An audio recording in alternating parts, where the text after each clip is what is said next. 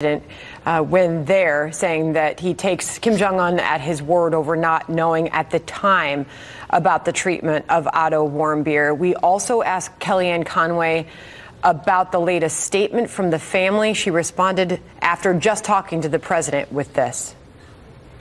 Well, respectfully, Senator Graham doesn't know that, and I'm telling you what the president just told me because that's where I work. And the president said that, of course, he agrees with the Warmbier family. North Korea is responsible for the death of their son. He's always said that will not change. What he believes Chairman Kim to have said is that he was not aware of what had happened to Otto Warmbier when it happened. I'm relaying to you what Chairman... The White House sticking by the president's words that he's taken Kim Jong Un at his word, that he didn't know at the time, but does indeed hold North Korea responsible for Otto Warmbier's death. This strikes me as just a completely unforced error by the president and the White House. Why, on an issue like this, there's no question that Otto Warmbier was brutally tortured, basically killed by the North Koreans. Why on earth would you side with Kim Jong Un over the Warmbier family in the sense of outrage? I mean, first of all, there's a real question whether the captivity and the incarceration of an American is something that the dictator of North Korea wouldn't know about. But even if that's true, why would you want to get into this fight? The fact is the North Korean regime was responsible. You're getting pushback now from the Warmbier family. You're getting pushback from the president's former UN ambassador, Nikki Haley, who says that she holds the Kim regime responsible.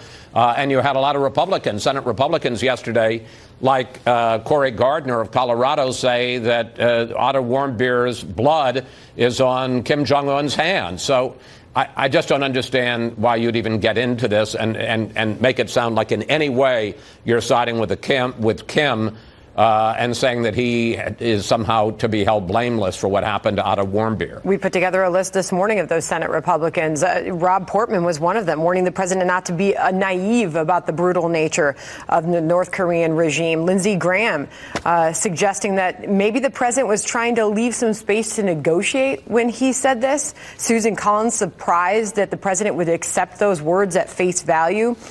We will continue to watch all of this. I'm sure you will as well. Chris Wallace, you'll have more on the second Trump-Kim summit this Sunday. You will be joined by, Chris, National Security Advisor John Bolton Sunday. Yes, indeed, and plenty to talk about.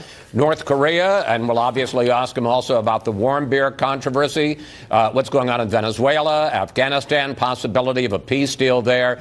Lots to talk about with the National Security Advisor. He was on the ground in North Korea. Now, the big question is, despite, the issue as to the terms of how it broke down, where do we go from here? Are negotiations basically over, or is there possibility of future progress? Because at this point, Kim Jong Un has his entire nuclear arsenal, no testing, but he has kept the arsenal that the president was so upset about with no sign that he's going to give it up. We'll be watching it all this weekend. Fox News Sunday. Chris Wallace, thank you.